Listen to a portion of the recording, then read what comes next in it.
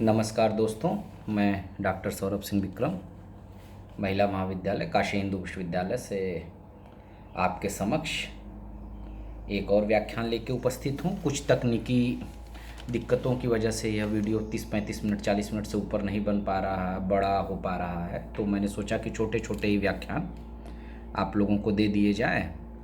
बहती गंगा के परिप्रेक्ष्य में मैंने आपको काशी के 200 वर्षों का इतिहास, उसके पहले उपन्यास विधा के रूप में, फिर बहती गंगा को उपन्यास माना जाए, कहानी माना जाए, इन सब पे बात आपसे कर चुका हूँ लबो-लुआब अच्छे तरीके से। और 4-5 चैप्टर आपसे, सब चैप्टर जो इसमें थे उस पर भी मैंने बात कर ली है।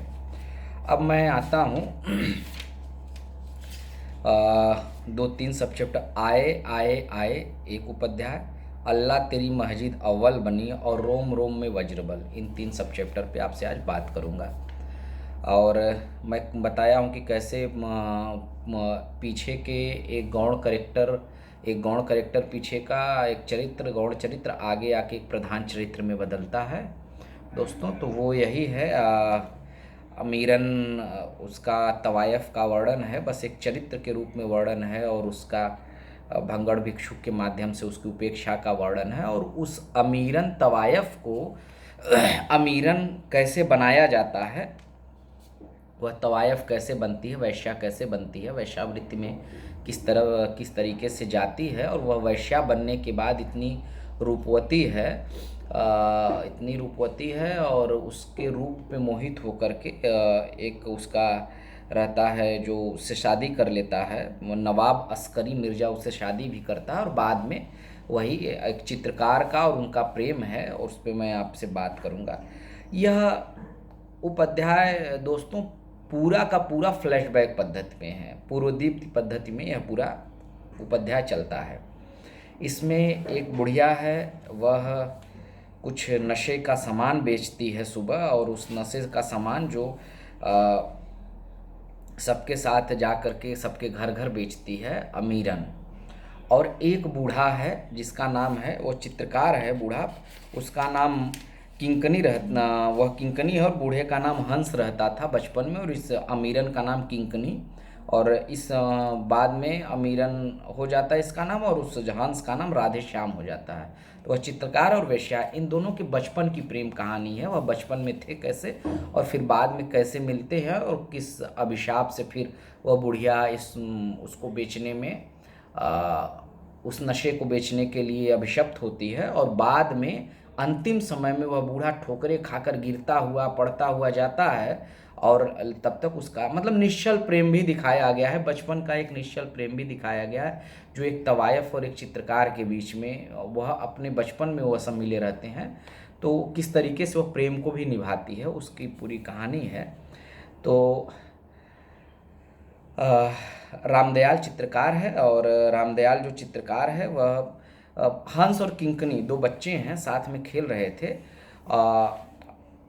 किंकनी का पिता माने जो अमीरन है वैश्या, उसका पिता बड़े घर का है और हंस छोटे घर का है। हंस का पिता किंकनी के पिता से अपने बेटे के लिए हाथ मांगने जाता है कि उससे शादी करेंगे, और हंस का किंकनी का पिता उसे वह करके धुतकार करके भगा देता है। फिर हंस का पिता अपने बेटे से कहता है कि उनके दरवाजे कभी मत जाना, और खैर तो वह कभी नहीं जाता है, और पूछती है, वह उससे प्रेम करती है, छोटी है, छोटे बच्चे हैं, तो पूछती है कि तुम मेरे घर पे या बप्पा से इतना डरते क्यों, मेरे घर पे क्यों नहीं आते हो। तो कहता है, बप्पा कह गए हैं कि गरीबों को अमीरों से डरना चाहिए। ध्यान दीजिएगा, गरीबों को अमीरों से डरना चाहिए। खैर, अब एक अमीरन बुढ़िया है, वही तवायफ, वह आती है, रोज़ नशे का सामान बेचती है। 3 दिन से वो आई नहीं है, 3 दिन से वो नहीं आई है। तो चित्रकार को, चूँकि वह इतना निश्चल प्रेम है, बचपने का प्रेम है, जवानी में एक बार मिलते हैं और फिर बुढ़ौती भर उसका निर्वाह कर रहे हैं, इस तरीके के निश्चल प्रेम की बहुत सी कहानियाँ बनारस की संस्कृति में व्याप्त हैं, यहाँ की सभ्यता में व्याप्त हैं। तो 3 दिन से वो बुढ़िया वह सामान बेचने नहीं आए, और उसके वह जब सामान बेचती है, चूँकि वह तवायफ है, वेश्या थी, तो सुंदर भी थी, और उसकी सुंदरता का पीछे जिक्र भी हुआ है, तो वह बुढ़ौती में भी उससे मन चले लोग मजाक करते हैं। इन सब का जिक्र है, मैं उसमें नहीं पढ़ूंगा, उसको आप लोग पढ़ लीजिएगा। फिर जब वह आते हैं तो 3 दिन से नहीं आई है, तो यह बुजुर्ग बार बार रामदयाल जो है बार बार सोचता है। तो इसमें एक रकिया करके लड़की है जिसको बुढ़िया बूढ़ा अपने यहाँ रखी रहती है। तो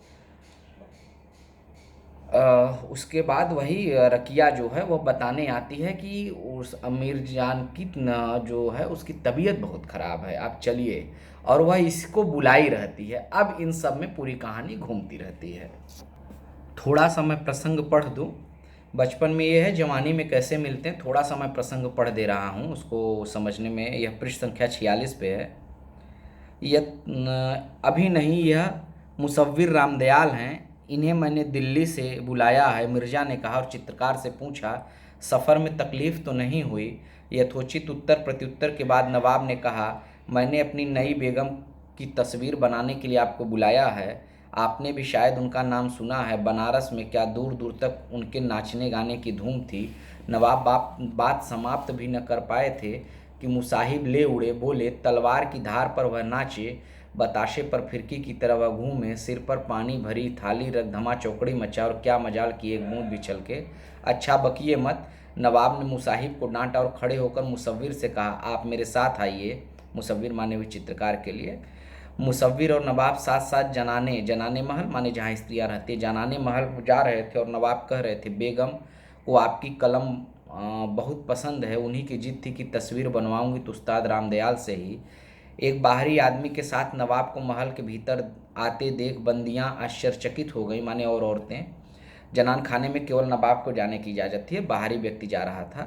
नवाब ने एक दासी से कहा, बेगम से कह दो कि उस्ताद रामदयाल आए हैं, गुणियों से क्या पर्दा, गुणी लोगों से क्या पर्दा। बेगम ने सुना तो दौड़ी आई, परंतु चित्रकार को देखकर स्तब्ध हो गई। उनके मुंह से निकला, हंस। यही अमीरन है, और अमीरन के बचपन का नाम किंकनी, और ये रामदयाल जो चित्रकार है इसके बचपन का नाम हंस। अमीरन तवायफ बन जाती है। एक बार ये दोनों लोग खेल रहे होते, छोटे बच्चे रहते, गंगा के किनारे नाव आती है और कुछ बड़े लोग, मतलब शारीरिक रूप से बड़े, कुछ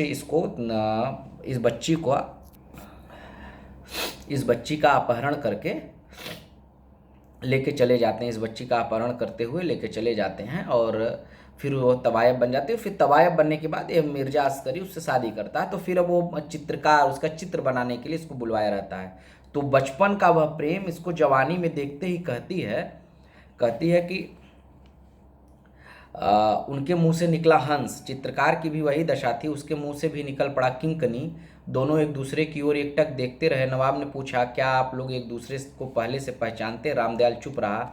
हाँ भी नहीं भी। बेगम ने प्रकृतिस्थ होकर कहा, हाँ यूँ कि हम दोनों एक बार पहले मिल चुके हैं, नहीं इसलिए कि मैं नहीं जान पाई थी आप ही उस्ताद रामदयाल। हंस किंकनी क्या, एक रागनी का नाम है, मतलब वह बेगम है, वह नवाब की पत्नी है और यह चित्रकार है। तो इस तरीके क्या वह रहा है, और कि अगर बता देगा कि बचपन के प्रेमी हैं तो उसकी शादी टूट जाएगी और इस तरीके का उसको अपमान और जलालत झेलनी पड़ेगी, तो चुप रहता है और वह बहाना बना ले जाते वह लोग। लेकिन वह चित्रकार को अपना उस चित्र ही की वह प्रेम स्वरूप उसके पास रहे, वह चित्र देख के यही भगा देती है। और वो जब भगाती है तो उसके ऊपर नवाब साहब ज़बरदस्ती का उसके ऊपर चोरी का आरोप लगाते हैं। जो चित्रकार रहता है रामदयाल, उसके ऊपर चोरी का आरोप लगाते हैं। तो वह 27 वर्ष से घर से बाहर नहीं निकला है। रामदयाल उन्हीं चीज़ों में खोया हुआ है। इधर उस तवायफ को, मतलब अपनी बेगम को भी निकाल देते हैं और वह बेगम उस पर किसी तरीके से अपना गुजारा कर रही है वह, और इधर रामदयाल की शादी हो जाती है तो उसको भी नहीं बुला पाते हैं अपने पास। लेकिन प्रेम दोनों में परस्पर बना हुआ है, और वह निश्चल प्रेम जो कभी न मिल पाने वाला प्रेम था, उसकी वानगी आगे है। और ये वहाँ पे उस समय मोहल्ले में अराजकता होती है जहाँ पे रामदयाल रहता है, और कहता है कि चलिए।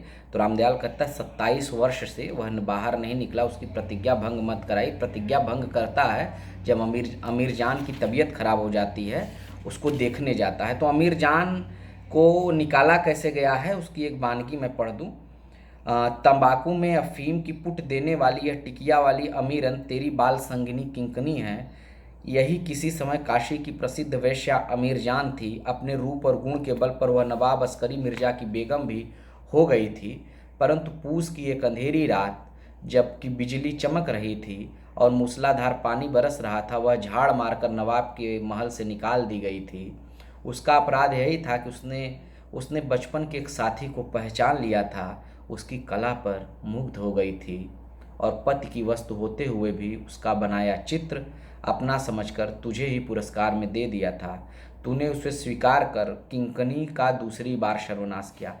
यह देखिए प्रेम की निश्चलता, प्रेम की उदात्तता, कि इसकी वजह से किंकनी निकाल दी गई है और उसको अपने को अपराध बोध से ग्रसित पा रहा है कि वही अपराधी है। उसने तुमने उस चित्र को स्वीकार किया, चित्र न ले जाता किंकनी बची रहती, लेकिन चित्र को स्वीकार किया तो उस किंकनी को जलालत मलालत झेलनी पड़ी और कहता कि तुमने उसका दूसरी बार सर्वनाश किया। प्रेम की एक यह गति होती है बच्चों कि प्रेम आप जिससे करते हैं या जिसके लिए सब कुछ सोचते समझते हैं, जिस पे आप सर्वस्व निछावर करते हैं, उसका किया हुआ गलत काम भी लगता है कि आपकी वजह से वह गलत हुआ है। यह प्रेम की एक निश्चलता है, प्रेम की उदात्तता है। प्रेम में केवल और केवल समर्पण की भावना होती है, प्रेम में त्यागने की भावना, प्रेम में आत्मोत्सर्ग और आत्मत्याग की भावना होती है, दूसरे से त्याग करने करवाने की भावना नहीं होती है। तो इस तरीके की प्रेम की बात है, निश्चल प्रेम की बात है, और बार बार अपने को कोस रहा है कि मेरी वजह से उस बेचारी की ज़िंदगी खराब हो गई, उसको निकाल दिया गया। क्योंकि नवाब ने यह सूचना पाकर भरी महफिल में कहा था, बेगम बनने पर भी बाजारी बू नहीं गई। बाजारी बू मतलब वह बाजारू औरत थी, वैश्या थी, तो उसकी बाजारी बू मतलब उसको जहालत झेलनी पड़ी। क्यों? क्योंकि यह चित्र बनाया था और उस चित्र को इसने स्वीकार कर लिया था, ले लिया था। छोड़ के चला आता तो शायद वह बच जाती, लेकिन वह प्रेम का आग्रह भी था तो जो उससे छोड़ा नहीं जा रहा था। खैर, एक जगह पे शुरुआत में किंकनी से बात करता हुआ हंस अपनी गरीबी को बता रहा है और गरीबी की दशा को, तो किंकनी उससे कहती है कि अच्छा ठीक है, यह देखिए निश्चल प्रेम है बच्चों का कि मेरी जब शादी हो जाएगी तो तुम भी वहीं चले आना, और तुम भी वहीं चले आना, मैं तुम्हारा बहुत ख्याल रखूँगी। और उस कहता है कि अच्छा ठीक है, जब मैं बड़ा होऊंगा तो तुम्हारा चित्र बनाऊंगा, और वो उससे प्रॉमिस लेती है कि तुम अच्छे चित्रकार बनोगे, बड़े बड़े चित्रकार बनोगे। तो इन सब तरीके की बातें वह कहता है, और कहने के बाद कहानी आगे बढ़ती है। चित्रकार को वे बातें स्मरण हो गई। वह बेगम के पास रात्रि के समय प्रथम बार एकांत में आया था। पूर्व व्यवस्था के अनुसार बेगम उसकी प्रतीक्षा कर रही थी, चूंकि वह प्रेमिका थी। उसने उसे देखते ही कहा, तुमने तो वास्तव में बड़ी उन्नति की है हंस। याद है तुमने मुझे इसका वचन दिया था। किसका वचन? अभी आपको समझाऊंगा। कहते कहते उसका स्वर आर्द्र हो उठा था। वह गदगद गले से बोली थी, देखा, नारी का प्रेम पुरुष को उन्नत बनाता है, परंतु पुरुष का प्रेम नारी को गिराता है। नारी का प्रेम, हम कहते हैं बच्चों की हर एक सफल पुरुष के पीछे स्त्री का हाथ होता है, चाहे वह प्रेमिका के रूप में हो, पत्नी के रूप में हो, माँ के रूप में हो, बहन के रूप में हो। तो नारी का प्रेम पुरुष को उन्नत बनाता है, अर्थात जब वह प्रेम करती है, जो बनाने पे आती है, तो पुरुष को उन्नत, पुरुष को सामाजिक रूप से उन्नत बनाती, समुन्नत बनाता है उसका प्रेम। लेकिन जब पुरुष का प्रेम आता है तो नारी को गिराता है। इस बात से मैं बहुत इत्तेफाक तो नहीं रखता हूँ, लेकिन यहाँ पे यह बात सटीक है कि पुरुष का प्रेम जो वासना युक्त प्रेम है, जिससे वह वैश्या बनी है, वह वासना युक्त प्रेम जिससे अमीरजान बन के इसके घर में आई है और बाद में इसके साथ फिर वासना से युक्त होती है चित्रकार के साथ, जिसको देख करके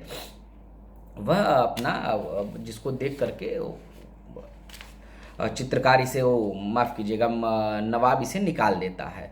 खैर, तो अब इसके बाद यह सब प्रसंग हुआ। फिर इसके ऊपर मुकदमा चलता है। 27 वर्ष से इसके ऊपर तस्वीर चोरी का आरोप लगता है, जो कि इसकी ही बनाई तस्वीर थी।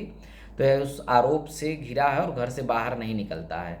तो एक जगह पे अभी आगे रकिया का, अब रकिया आती है और कहती है कि रकिया का नाम मुल्तानी यहाँ पे है। और मुल्तानी नाम क्यों मुल्तानी है? वह भी है कि मुल्तानी जो ये अमीर जान है, अमीर जान जिनकी पत्नी है जिस नवाब की, उसकी बड़ी बेगम का नाम मुल्तानी है। और हंस और किंकनी माने अमीर जान और जो चित्रकार, इन दोनों की बात वह सुन रही थी दरवाजे पे, और उसी ने जाके नवाब साहब को बताया था। तो रकिया को मुल्तानी कहती थी, अमीर जान कहती थी, इसलिए कहती थी कि जितने भी दुष्ट लोग होते थे उसके जीवन में आए हुए, उसको वह मुल्तानी कहती थी। उसका संबंध वहाँ से था, अपनी जेठानी से था, जो इसको मतलब सब कुछ जा कर के बताई थी नवाब से। तो कहती है अब दंगा फैला हुआ है चारों तरफ और अमीर जान की तबीयत खराब हुई है, और यह चित्रकार को बुलाने वह रकिया आती है, अर्थात मुल्तानी आती है, और वह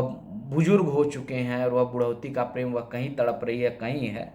तो तुम बड़ी बहादुर हो मुल्तानी, दंगे में भी घर से निकल पड़ी हो, इसमें बहादुरी क्या है? मुल्तानी ने कहा, सड़क पर तो लोग चल फिर रहे हैं, अलबत्ता गली कूचों में कहीं कहीं लड़ाई हो रही है, मगर मेरा माँ नाम मुल्तानी नहीं रकिया है। मैं नन्हे खां की लड़की हूँ, मैं नन्हे खां की लड़की हूँ।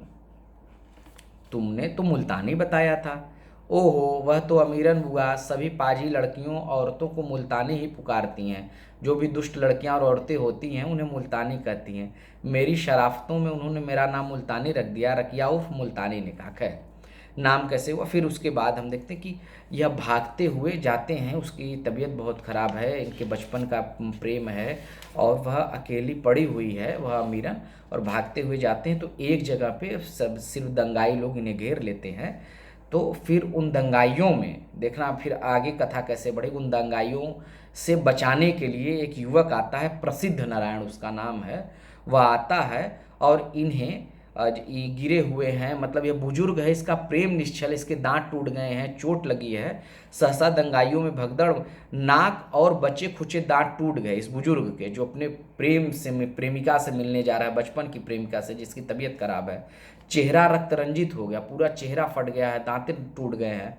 सहसा दंगाइयों में भगदड़ मच गई। एक तेजस्वी तरुण ने तलवार से उन पर आक्रमण कर दिया था। क्षण भर तो दंगाई ठहरे, परंतु तरुण की सहायतार्थ बरकंदाजों की पलटन आते देख वे भाग खड़े हुए। तरुण ने आहत चित्रकार से कहा, जहां कहो तुम्हें भेज दूं। मैं काशी नरेश का भाई प्रसिद्ध नारायण हूँ। यही काशी नरेश का भाई प्रसिद्ध नारायण से रकिया एक क्षण की मुलाकात है, एक बार उनको देखती है और अपना दिल दे बैठती है, और अगली कहानी उसी से चालू होगी। भगवान आपका भला करे। पुनः पार्श्व में आकर खड़ी रकिया के कंधे पर हाथ रखते हुए कलाकार ने कहा, मैं तो इस लड़की के साथ जाऊंगा। तरुण चला गया, वे दोनों भी अपनी राह चले। सहसा एक झोपड़ी के चौखट पर चित्रकार को खड़ा करती रकिया ने कहा, आप इसमें जाइए, बगल में मेरा घर है, अपने घर जाती हूँ। रकिया अपने घर चली गई। दुविधा में पड़ा रामदयाल चौखट पर खड़ा रहा। उसने सुना कि भीतर अमीरन वायु के प्रकोप में गाने का प्रयत्न कर रही है, मोरे मंदिर अजहू नहीं आए। यह तड़प, यह ललक और ऐसी लालसा लिए हुए रकिया, माफ़ कीजिएगा, अमीरन, जो किंकनी है, अमीरन जो हंस की प्रेमिका है, अमीरन जो तवायब बन गई है, अमीरन जो भिखारिन बन गई है, और यह उससे प्रेम करता है रामदयाल, और आज उसको इस अवस्था में भी उसको विरह काट रहा है, उसको प्रेम, उसको उस चीज़ की शिकायत है कि मोरे मंदिर अजहू नहीं आए, आज भी मेरे घर नहीं आए, मेरे दिल में नहीं आए, मेरे घर में नहीं आए। अमीरन के स्वर में तेज प्रकाश नहीं रह गया था, उसकी जगह करुणा की आर्ता आ गई थी। रामदयाल सुनने लगा, मैं का हाय करूं मोरियाली, कौन सौतीन बिलमाए, मोरे मंदिर अजहू नहीं आए। उसको यह दुख है कि कौन सी सवत के चक्कर में उसका प्रेमी फंसा हुआ है कि वह उससे आज भी मिलने नहीं आया। उसने अलाप लेने का प्रयत्न किया, गिटकरी भरना चाहा, परंतु भीषण हिचकी आई। केवल इतना ही सुन पड़ा, आए आए आए। रामदयाल अब न रुक सका, वह लपक कर भीतर घुसा। उसने पुकारा, किंकनी। एक बुजुर्ग महिला को एक बुजुर्ग पुरुष उसके बचपन के नाम से पुकार रहा है, जो तवायब बन गई है, जो इतने सब संघर्षों को झेल के यहाँ पहुँची है, जो केवल प्रेम के वशीभूत होकर के 27 वर्षों से अपने ऊपर चोरी के अभिशाप को ढो रहा है, केवल उसके प्रेम के वशीभूत होकर के। कैसा निश्चल प्रेम रहा होगा हंस और किंकनी का। परंतु किंकनी मौन पड़ गई थी, उसकी आंखें खुली थी और उसके मुख पर विजय गर्व की मुस्कान थी। कोठरी में स्वर गूंज रहा था, आए आए आए। इस निश्चल प्रेम की, ऐसे कई निश्चल प्रेम की, अनगिनत निश्चल प्रेम की दास्तान बनारस की संस्कृति में, सभ्यता में देखने को मिलेगी। हम अगला उपाध्याय बच्चों आपके सामने पढ़ते हैं, अल्लाह तेरी मस्जिद अव्वल बनी।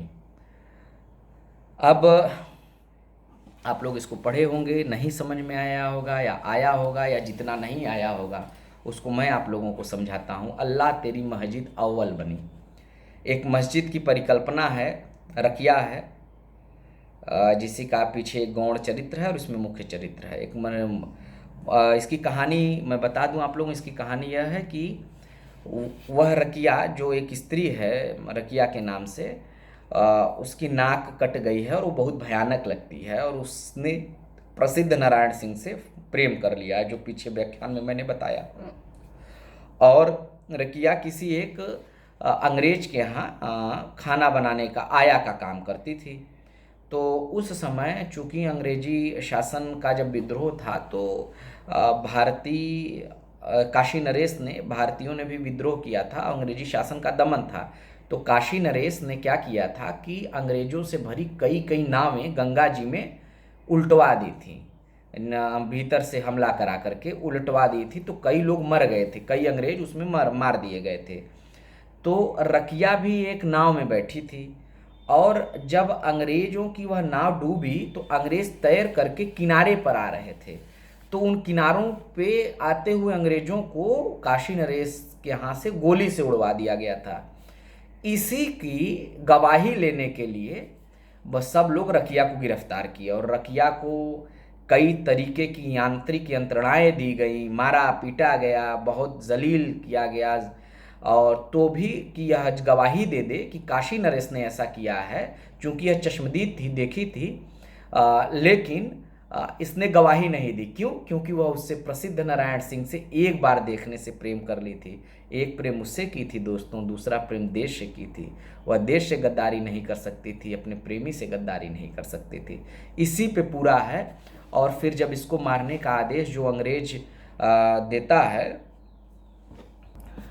जो अंग्रेज है उसका नाम है मेजर बकले।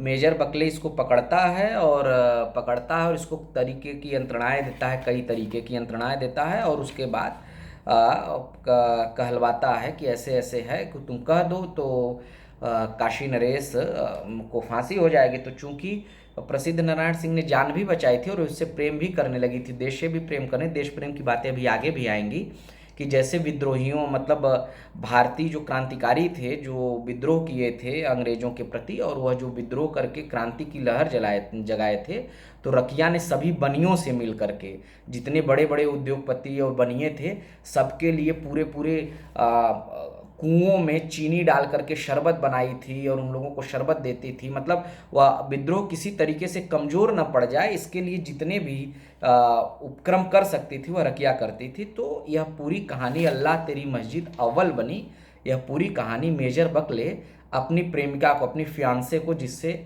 इनका वो हो चुका है, जिससे इनकी सगाई हो चुकी, उसको लेटर लिखते हैं और वहीं पे इनकी मृत्यु होती है। और मैं इन चीज़ों को नहीं मानता हूँ कि चुड़ैल और भूत और प्रेत कुछ होते हैं, लेकिन इस मेजर बकले के इस रिपोर्ट में ऐसा कुछ अगर यह सच्चाई है तो मैं मानने पे विवश हूँ कि वह रकिया को तरीके लिखते हैं मेरे हृदय की रानी अपने उसके लिए। हाँ, मेजर बकले रात में 10-11 बजे राउंड करके सोते हैं और सुबह देखते हैं कि वह कुर्सी पे बैठे बैठे मर गए हैं। तो अब सभी अंग्रेज आते हैं और अंग्रेज आते हैं तो देखते हैं करे अचानक से स्वस्थ थे मेजर बकले, कैसे मर सकते हैं। तब इनका लिखा लेटर पढ़ा जाता है कि क्या लिख रहे थे। उस लेटर को पढ़ते हैं। उस लेटर में है कि कई बार इन्होंने विद्रोह को दबाया और इस तरीके की यह सब बात कही। तो भारत के लिए कुछ लिखे हैं। जैसा मैं पहले लिख चुका हूँ, यह देश बड़ा विचित्र है, उसमें भी इस बनारस का तो कहना ही का। यहाँ आकर मैं भयंकर उलझन में फंस गया हूँ। हैमलेट के किंग ऑफ डेनमार्क, डेनमार्क के राजा का प्रेत जैसे अपनी कब्र से निकलता है, वैसे यहाँ एक बुढ़िया भी गोर से बाहर निकलने के लिए बेचैन है। जिस रात्रि में मेजर बकले मरे हैं वह रमज़ान की रात्रि है और वहाँ पे रकिया रोज़ा अदा करना चाहती थी, लेकिन उसको यह मार दिया जाता है और वह कहती है कि मैं रोज़ा तो वहीं पढ़ूंगी। ये बुढ़िया को यंत्रणा दी गई थी। बुढ़िया से मेजर बकले ने पूछा कि हम तुम्हारी अंतिम इच्छा क्या है, तुम्हें अब गोली मार दी जाएगी। तो वह कहती है कि हमें 2 दिन और ज़िंदा रखिए, तीसरे दिन मैं जुमे की नमाज अदा कर लूँगी, फिर हमें गोली मार दीजिएगा। चूँकि वह एक मस्जिद बनवाई थी अपने पैसे का, और कहती थी कि इसमें मैं नमाज अदा करूँगी, उसका वह था, उसका सपना था। तो मेजर बकले ने कहा कि नहीं, अब तो तुमको गोली मारने का आदेश दे दिया गया है, इसको बदला नहीं जाएगा। तो उसको गोली उसी रात मार दी जाती है। मेजर बकले रोज़ देखते थे कि वह बुढ़िया, चूँकि नाक कटा था, तो गाना गाती हुई आती थी इनके यहाँ तक और इनके घर से आके वापस लौट जाती थी। लेकिन जिस दिन अंतिम दिन था, जिस दिन उसने कहा था कि मैं नमाज अदा करूँगी और उस दिन चाहे कुछ हो जाए मैं नमाज अदा करूँगी, उस दिन मेजर बकले के यहाँ वो गाना गाते गाते आती है इनके घर से। वो मेजर बकले ऐसा लिखते हैं कि वो मेरे सामने आ रही है, मेरे घर में घुसी है और मेरा गला कोई दबा रहा है और मेरी मृत्यु हो रही है। और यह लिखते लिखते उनकी कलम समाप्त हो जाती है और उनकी मृत्यु हो जाती है। उसका मैं वर्णन करूँगा अभी। और प्रेम वह यही गीत प्रतिदिन गाती थी कि अल्लाह तेरी मस्जिद अव्वल बनी। अव्वल बनना माने 1 नंबर का बनना, बड़ा बनना, अच्छा बनना। अल्लाह तेरी मस्जिद बहुत अच्छी बन चुकी है। तो यह प्रेम का जो स्वाभिमान है रकिया का, कि उसने एक बार प्रेम कर लिया प्रसिद्ध नारायण सिंह से, तो फिर किसी से प्रेम नहीं की। उस स्वाभिमान में तो बार बार उसको चढ़ाता है मेजर बकले की तुम्हारी हत्या कर दी जाएगी, तुम ऐसे हो, तुम वैसे हो, इस तरीके का चढ़ाता है। लेकिन वह उनके चढ़ाने में आती नहीं है। तो वह कहती है कि मन ही मन में उनको दिल भी दे बैठी हूँ, काशी राजघराने से मैं गद्दारी नहीं कर सकती हूँ। तो दोस्तों, जिन सभ्यता की बात हम करते हैं उसमें हिंदू, मुस्लिम, सिख, ईसाई सबका खून शामिल है। तो मैं रकिया पे था, तो मैं कुछ पढ़ता हूँ, इससे ज़्यादा स्पष्ट होगा। वह पूछता है कि जान जान, बार बार कहता है कि तुम्हारी जान चली जाएगी, तुम्हारी जान चली जाएगी। तो रकिया कहती है कि जान जान क्या करते हो, जान तो एक दिन जाएगी ही। उसने शेरनी की तरह दहाड़ते हुए कहा। मुझे भी उसकी गुस्ताखी पर गुस्सा आ गया। मैंने कहा तुम्हारी जान कल ही जाएगी, सुबह ठीक 6 बजे गोली मारकर प्राणदान के सिवा जो इच्छा हो बताओ, पूरी कर दी जाएगी। यह मेजर बकले रकिया से कहता है। रकिया कहती मेरी कोई इच्छा आज तक पूरी नहीं हुई, कोई कर ही न सका, तब तुम क्या करोगे। फिर भी उसने अपनी बनवाई हुई मस्जिद की ओर इशारा करके कहा अगर तुमसे हो सके तो मुझे जुमेरात तक जीने दो। मैंने यह मस्जिद बड़े चाव से बनवाई है, लेकिन कूड़ मगज मुल्ला ने फतवा दे दिया कि कसब की कमाई से बनी मस्जिद में मुसलमान को नमाज न पढ़ना चाहिए। खैर कोई बात नहीं, मुझे 2-4 रोज़ और जीने दो, जुमेरात को मैं वहाँ नमाज पढ़ लूँ, उसी दिन ईद है, अपनी मस्जिद में खुद रत जगह कर लूँ, फिर सुबह तुम खुशी से गोली मार देना। उसी मस्जिद में मैं अपनी कब्र भी तैयार करा रखी है मैंने। अब कुछ नहीं हो सकता, हुक्म बदला नहीं जा सकता, मैंने कहा, यानी मेजर बकले ने। "न, तब तुमने मेरी ख्वाहिशें क्यों पूछी, झूठे कहीं के। लेकिन तुम भी इतना जान रखो कि मैं ईद की रात अपनी मस्जिद में ज़रूर नमाज पढ़ूंगी और ज़रूर ज़रूर रत जगा करूंगी, तुम मुझे रोक नहीं सकते, उसने कहा। और इसके बाद हंसते हुए अल्लाह तेरी मस्जिद अव्वल बनी गाते हुए सिपाहियों के पहरे हवालात में चली गई। परसों सुबह उसे गोली मार दी गई, उसे मिट्टी भी दे दी गई, यानी उसको दफना दिया गया। फिर भी जैसा कि मैं ऊपर लिख चुका हूँ, वह रात में मस्जिद में टहलते हुए और गाते देखी गई। जिस सिपाही ने मुझे पहले यह खबर दी उसे मैंने डांट दिया, परंतु अपनी आंख और कान पर मैं कैसे अविश्वास करूं। अर्थात मेजर बकले ने भी उसको देखा, रकिया को। प्रिय क्लेरा, अपनी फियांसे को चिट्ठी लिख रहा है। प्रिय क्लेरा, आज ही ईद है, मस्जिद के ठीक सामने अपने कैंप में बैठा हुआ यह चिट्ठी मैं तुम्हें लिख रहा हूँ। रात के 12 बजना ही चाहते हैं, समूचे कैंप में सन्नाटा छाया हुआ है, हवा साए साए चल रही है, आसमान में चांद नहीं है, तारे खूब खिले हैं। लो संतरी ने 12 का घंटा भी बजा दिया, और वह देखो मस्जिद के सहन में नकटी बुढ़िया ने भी चहलकदमी शुरू कर दी। उसने नकिया नकिया कर गाने की आवाज़ मेरे कानों में आ रही है। अरे आज यह क्या, वह शैतान मस्जिद से निकलकर मेरे कैंप की ओर आ रही है। कितनी जल्दी जल्दी आ रही वह। लो वह दरवाजे पर पहुंच गई। शायद सुअर का बच्चा, मेरा संतरी सो गया। क्लेरा क्लेरा मुझे बचाओ, मेरी हालत ख़राब हुई जा रही है। अरे वह तो कमरे में आ गई। इसका गाना सुनकर मेरा खून पानी हुआ जा रहा है। बंद कराओ, मेरा गला घुट रहा है, बंद कराओ इसका यह गाना, अल्लाह तेरी मस्जिद। और वह मर जाता है मेजर। तो इस तरीके के देश प्रेम के, निश्चल प्रेम के और इस तरीके के थोड़े जादुई पुट लिए हुए, जैसे मैंने आपको चेत सिंह और कीनाराम की कथा सुनाई, इसी तरीके से जब आप थर्ड ईयर में जाएंगी या जब अपनी खबर पढ़ेंगी उग्र जी की, तो उसमें हरसू बरम की कथा है और उसमें सुदर्शन पांडे की कथा है कि जो इस तरीके के लोग हुआ करते थे, मतलब गंगा की नदी के बीच से खरगोश ला देते थे और कहते थे कि उनको दुर्गा का वो आया। तो इस तरीके की कई कथाएं बनारस की संस्कृति की, बनारस की आबो हवा में घुल चुकी हैं। तो वह कुछ कथाएं भी हैं, कुछ गल्प भी हैं, कुछ सही भी हैं। तो इन सभी के बीच से बहती गंगा झूलते हुए या बहते हुए आगे बढ़ रही है। अब अगला मैं पढ़ाऊंगा आप लोगों को रोम रोम में वज्रबल। रोम रोम में वज्रबल यह कहानी है, एक स्त्री है, यह भी फ्लैशबैक पद्धति में है। सबसे बड़ी बात है कि अधिकतर कहानियाँ फ्लैशबैक पद्धति में चल रही हैं। यह बड़ी कहानी लेखन की या उपन्यास लेखन की एक अच्छी परंपरा मानी जाती है।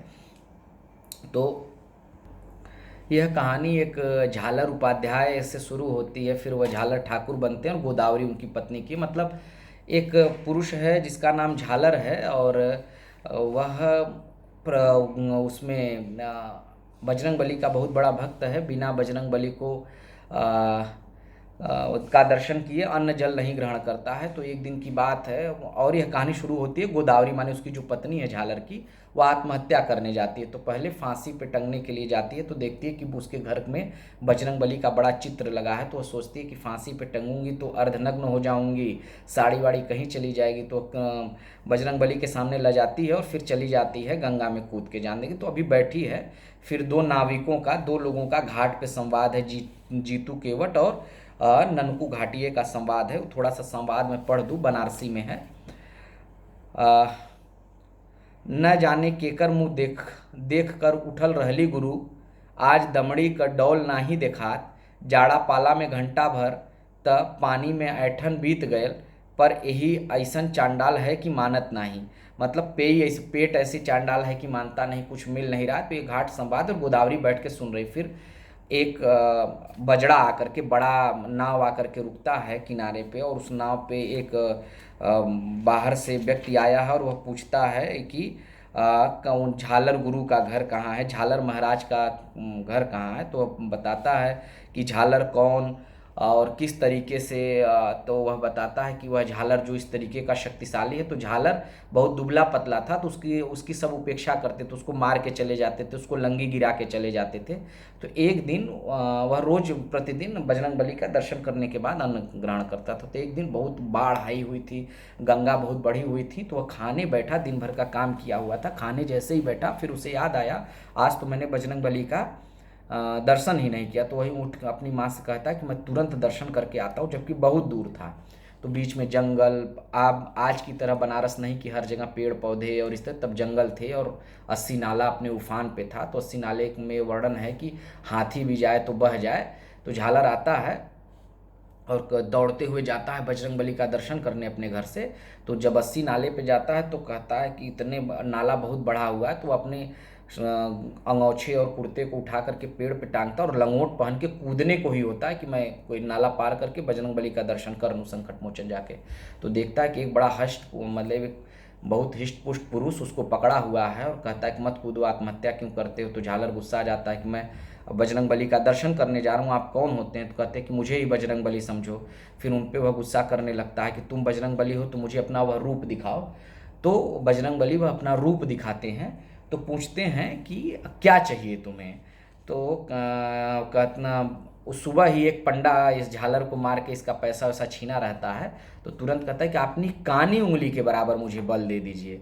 तो बजरंग बली कहते हैं वह सहन नहीं कर पाओगे, लेकिन दे देते हैं। फिर वहाँ से तुरंत आता है और जितना घर में खाना है सब खा जाता है, आटा दाल तेल चावल सब खा जाता है।